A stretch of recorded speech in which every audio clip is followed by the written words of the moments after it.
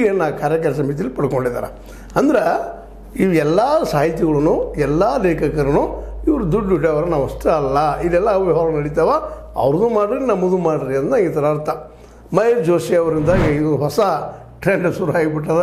ಯಾಕಪ್ಪ ಅಂದ್ರೆ ಈಗ ಇಲ್ಲೇ ನಿಮ್ಗೆ ಗೊತ್ತದ, ವಿಶೇಷವಾಗಿ ಎಲ್ಲ ಸಾಹಿತಿಗಳನ್ನು ತನಿಸ್ಕೊಂಡವರು ಎಲ್ಲ ಕಸಾಪಾದ್ದು. ಅದರಲ್ಲೂ ಮುಖ್ಯವಾಗಿ 87ನೇ ಕನ್ನಡ ಸಾಹಿತ್ಯ ಪರಿಷತ್ ಏನೋ ಆಗಿತ್ತು ಸಾಹಿತ್ಯ ಸಮ್ಮೇಳನ, ಅದರ ವೆಚ್ಚದಲ್ಲಿ ವ್ಯವಹಾರಗಳಾಗಿದ್ದವು, ತನಿಖೆ ಆಗಿರೋದು ಬೆನ್ನು ಹತ್ತಿದ್ರು.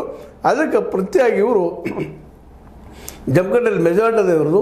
ಆ ಒಂದು ಜಮಖಂಡಿಯಲ್ಲೇ ತಮ್ಮದೇ ಅಂತ ಒಂದಿಷ್ಟು ಅವರ ಏನಪ್ಪ ಹಿಂಬಾಲಕರ ಮೂಲಕ, ಅದರಲ್ಲೂ ಮುಖ್ಯವಾಗಿ ಶ್ರೀಧರ್ ಮೂರ್ತಿಯನ್ನವರು SS ಶ್ರೀಧರ್ ಮೂರ್ತಿ ಅವ್ರ ಮೂಲಕ ವಿಷಯವನ್ನು ಹೇಳಿಸ್ಲಿಕ್ಕೆ ಹೆಚ್ಚಿದ್ದಾರೆ. ಜೊತೆಗೆ ಅದನ್ನು ರೆಸಲ್ಯೂಷನ್ನು ಪಾಸ್ ಮಾಡ್ಕೊಂಡಿದ್ದಾರೆ. ಲೋಕಾಯುಕ್ತದಿಂದ ನಮ್ಮದು ಆಗಲಿ ಅವರು ತನಿಖೆ ಆಗಲಿ, ಆ ನಂತರ ಅದೇನು ಅನ್ನೋದು ಗೊತ್ತಾಗಲಿ. ಈ ಥರ ಏನಿಷ್ಟ ಕಸಾಪದಲ್ಲಿ ಏನು ನಡೆದಿತ್ತು ಅನ್ನೋಂಥ ವ್ಯವಹಾರಗಳನ್ನು ಮಾಡುವ ಜೊತೆಗೆ ಅವತರಣ ಮಾಡಿರಿ ಅಂತ. ಈಗ ಹೆಂಗಾಗಿದೆ ಪರಿಸ್ಥಿತಿ, ಕನ್ನಡ ಸಾಹಿತ್ಯ ಪರಿಷತ್ತಿನ ಮಹೇಶ್ ಜೋಶಿ ಅವ್ರದ್ದು ನನ್ನೊಂದು ಕಾಲು ಹೋಗ್ಯದ, ಅವ್ರದ್ದು ಇನ್ನೊಂದು ಕಾಲು ಹೋಗಲಿ ಅಂತೇಳಿ. ಭ್ರಷ್ಟಾಚಾರ ಯಾರೇ ಮಾಡಲಿ ಎಂಥವ್ರು ಮಾಡಲಿ ಅದಕ್ಕಂತ ನೋಡ್ರಪ್ಪ ನಿಶ್ಚಿತವಾಗಿಯೂ ಏನು ಇದಿಲ್ಲ, ತನಿಖೆ ಆಗಲೇಬೇಕಾಗ್ತದೆ.